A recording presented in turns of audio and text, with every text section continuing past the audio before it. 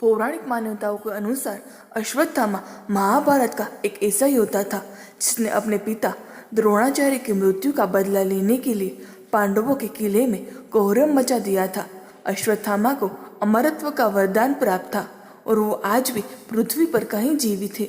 आइए अश्वत्थामा के बारे में जानते हैं। अश्वत्थामा पांडवों और कौरवों के गुरु द्रोणाचार्य का पुत्र था। वह जन्म से ही अपने पिता की तरह पराक्रमी और धनुर्विद्या में माहिर था। एक बार संतान प्राप्ति के लिए द्रोणाचार्य और उनकी पत्नी कृपी ने हिमालय जाकर तप किया। तब महादेव ने प्रसन्न होकर उन्हें तेजस्वी पुत्र होने का वरदान दिया था। द्रोणाचार्य और कृपी की इस संतान का नाम अश्वत्थामा पड़ा। वैसे तो द्रोणाचार्य पांडव और कौरवों दोनों के गुरु थे, लेकिन महाभारत में द्रोणाचार्य कौरवों की ओर से लड़े थे। महाभारत के युद्ध में भीष्म पितामह के सरसैया पर पड़ने के बाद उन्होंने कौरवों की सेना का नेतृत्व किया।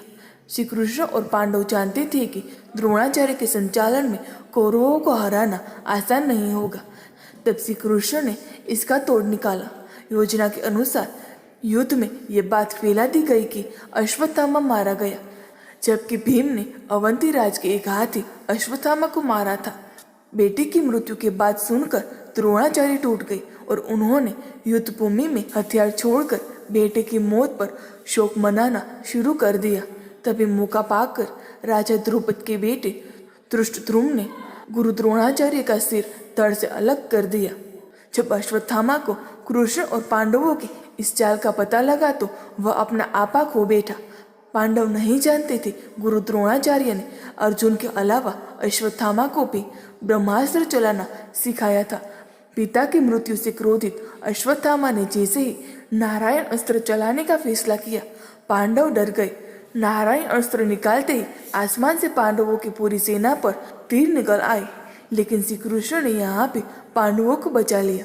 श्री कृष्ण जानते थे कि नारायण शस्त्र का निहतियों पर कोई असर नहीं होता है और इसका प्रयोग सिर्फ एक बार किया जा सकता है। कृष्ण के इस संदेश के कारण पांडव बच गए और अश्वत्थामा का नारायण अस्त्र बर्बाद हो गया। महाभारत का युद्ध समाप्त होने के बाद अश्वत्थामा ने पांडवों से बदला लेने की योजना बनाई। अश्वत्थामा ने धृष्टद्युम्न को मार डाला। उसने द्रौपदी के पुत्रों को पांडव समझकर मार डाला। उसने उत्तरा को भी मारने का प्रयास किया ताकि अर्जुन का वंश समाप्त हो जाए। तब श्री कृष्ण ने गुस्से में आकर अश्वत्थामा को चिरकाल तक धरती पर कोठी बनकर भटकने का श्राप दिया था। श्री कृष्ण के इसी श्राप की वजह से अश्वत्थामा अमर हो गया था। दोस्तों, आपको ये पौराणिक कहानी कैसी लगी कमेंट में ज़रूर बताएं। वीडियो को लाइक करें, शेयर करें और हमारे चैनल को सब्सक्राइब करना ना भूलें। धन्यवाद।